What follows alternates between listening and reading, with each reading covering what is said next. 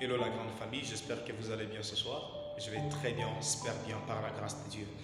Aujourd'hui, je vais vous parler sur un message vraiment pertinent qui va bénir beaucoup de personnes et qui va aider beaucoup de personnes à retrouver un chemin dans leur destinée. Comment reconnaître la femme de ta vie? Commence déjà par t'abonner si tu n'es pas encore abonné. Tu dois taguer les amis, tu dois partager ces messages pour permettre à certaines personnes aussi de les comprendre. Et suivez cette vidéo jusqu'à la fin, parce qu'à la fin de cette vidéo, je vais dire des choses très importantes qui vont vous permettre à comprendre qui vous êtes, qui vont vous permettre dans votre destinée. Il y a une chose avec laquelle on ne devrait pas jouer, c'est notre propre destinée. Joue avec certaines choses, mais ne joue pas avec la destinée. Et dans ces messages, dans ce que je vais vous dire, pour que vous les compreniez, vous devez être conscient de votre destinée. Voyez, quand vous avez la conscience de ce que vous êtes, vous avez la conscience des dons que vous portez, vous avez la conscience de ce que vous serez demain pour la génération future et de ce monument que tu resteras, même après que tu es passé sur la terre, le monument que tu resteras pour certaines personnes, tu ne joueras pas avec ta destinée.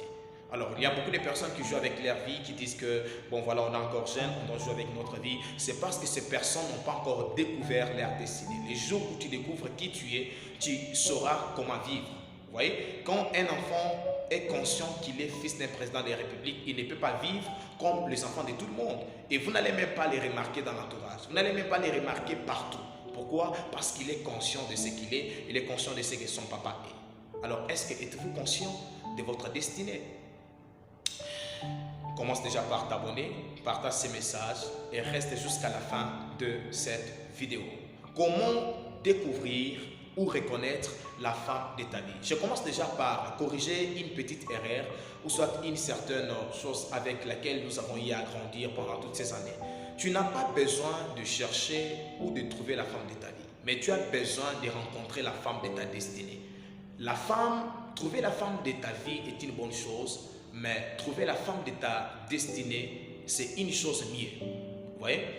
Parce que lorsque vous rencontrez une fille, ça nous est tous arrivé, tu rencontres une fille parce que tu l'aimes beaucoup, du coup, tu commences à dire aux gens que c'est la femme de ma vie.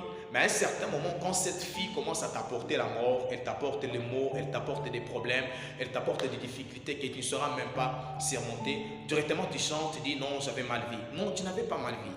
Tu as juste voulu rencontrer la femme de ta vie, mais tu n'avais pas besoin de rencontrer la femme de ta destinée. Quand vous rencontrez la femme de ta destinée, dans la femme de la destinée, il y a la femme de la vie. Vous voyez? Dans la femme de la destinée, il y a la femme de la vie. Et quand c'est la femme de la vie, c'est juste temporaire, c'est juste pour un petit moment quand vous les vivez. Et quand elle commence à t'apporter des problèmes, vous allez fuir. Comment reconnaître la femme de sa destinée? C'est très important. Quand vous savez où vous allez, vous avez la vision de là où vous allez, de là où Dieu vous amène, de ce que vous serez demain. Vous saurez aussi qui laisser entrer dans votre vie, vous saurez quelle femme laisser entrer dans votre vie et vous saurez quel choix faire. Les gens souvent qui font le mauvais choix, aujourd'hui ils regrettent parce que quand vous vous mariez, il y a deux réalités qui se passent. Soit vous devenez intercesseur ou soit vous devenez adorateur. Devenir intercesseur, c'est-à-dire vous vivez avec une personne qui vous apporte toujours des problèmes. Et chaque jour, quand vous regardez cette personne en face de vous, vous dites à Dieu dans les cœurs, Seigneur, ce n'est pas ce que je t'avais demandé. Vous voyez, pour éviter ces genres d'erreurs, il faut comprendre, écouter ces messages jusqu'à la fin. Et tu regardes cette personne, tu regrettes dans les cœurs, tous les jours de ta vie, chaque fois que tu regardes l'homme, tu regardes la femme, tu regrettes.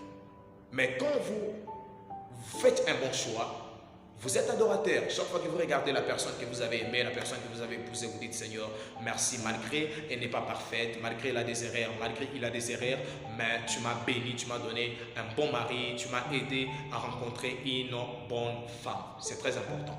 Comment reconnaître la femme de votre destinée? La première des choses, la femme de votre destinée est une sorte de Jean-Baptiste. Donc elle est là, elle n'attend pas que l'homme vienne, mais elle commence déjà à préparer l'arrivée de l'homme. Donc c'est une femme qui n'est pas surprise. C'est une femme qui ne va pas te dire non, je ne suis pas prête, je ne suis pas prête. Non, pourquoi? Parce qu'elle a passé tout son temps à préparer cette rencontre. Elle ne savait pas où tu étais, mais elle savait que tu existais. Elle savait qu'un jour, elle va te rencontrer.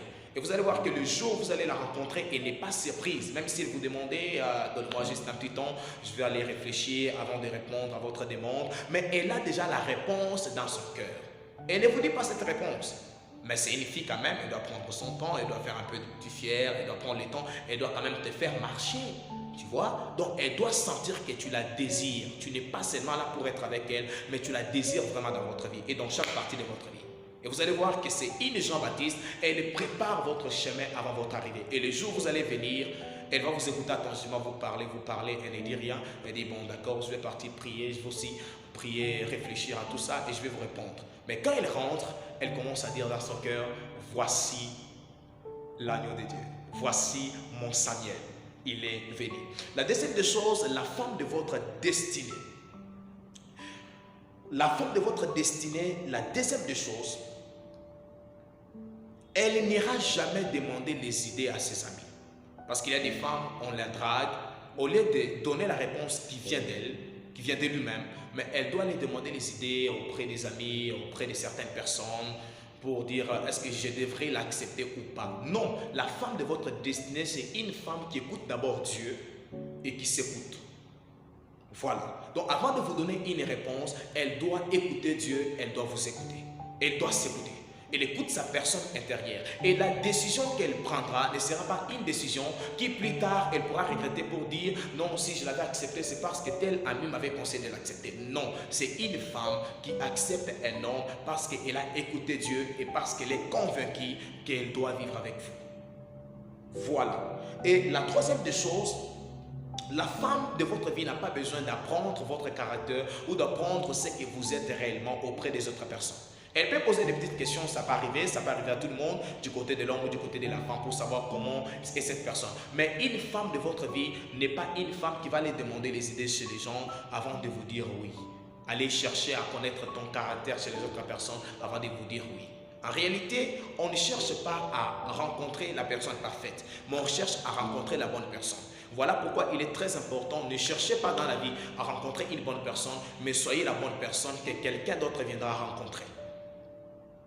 Voilà, donc travaillez votre caractère, parce qu'on n'épouse pas la beauté, mais on épouse les caractères. Une autre chose pour découvrir la femme de sa destinée, la femme de ta destinée t'acceptera tel que tu es. Elle n'a pas besoin que tu sois extraordinaire pour qu'elle t'accepte. Elle n'a pas besoin que tu aies beaucoup de biens autour de toi qui va l'impressionner. Vous voyez, qui va l'impressionner avant de t'accepter. Non, une femme n'est pas matérialiste. Parce qu'il y a beaucoup des hommes qui pensent que les femmes sont matérialistes. Non, une femme est réaliste. Elle n'est pas matérialiste. Vous voyez? Et évitons cette paresse. Parce que très souvent, les hommes qui disent ça, ce sont des paresseux. Ce sont des hommes paresseux. La femme a des besoins. La femme, quand vous l'aimez, vous devez savoir qu'une relation amoureuse coûte l'argent. Même lorsque Dieu a créé Ève, Ève n'est pas venue et a trouvé Adam avec rien. Une femme de la destinée, c'est une femme qui construit l'avenir avec un homme. C'est une femme qui vient t'aider à construire, qui vient t'aider à bâtir, qui vient t'aider, on a dit t'aider. On ne peut pas aider là où il n'y a rien. Évitons la paresse. Une femme de la destinée, c'est une femme qui vient t'aider à bâtir là où il y avait déjà quelque chose. Vous comprenez? Donc, la femme de ta destinée, c'est une aide-maçon. La femme de ta destinée, encore une autre chose pour la découvrir, c'est une femme qui va te priver le sexe. Ce n'est pas une femme qui ouvre les jambes facilement. Ce n'est pas une femme qui te donne le sexe comme si c'était le meilleur. Mais c'est une femme qui sait quand dire oui, quand dire non. Donc c'est une femme, même lorsque vous parlez, elle a des points de vue. Elle peut aussi te dire oui, mais poliment. C'est une femme qui sait quand dire oui et quand dire non. Ce n'est pas vous vivre avec une femme, tout ce que tu dis, elle est d'accord. Même si c'est bon, même si c'est pas bon. Et en quittant ta présence, elle commence à aller se plaindre. Elle va aller dire à certaines personnes, voici ce qu'elle m'impose. Non, mais une femme de ta destinée, c'est une femme qui se décide de bâtir l'avenir ensemble avec toi. Et quand on bâtit l'avenir ensemble, il y a des choses qu'on doit modifier, il y a des idées qu'on doit apporter, il y a des idées qu'on doit renforcer. C'est très important. La femme de ta destinée est une mère, est une grande sœur. Elle est tout ce que tu as besoin. Elle est vraiment tout. Lorsque tu as besoin d'une sœur, elle est là. Tu as besoin d'une femme, elle est là. Tu as besoin.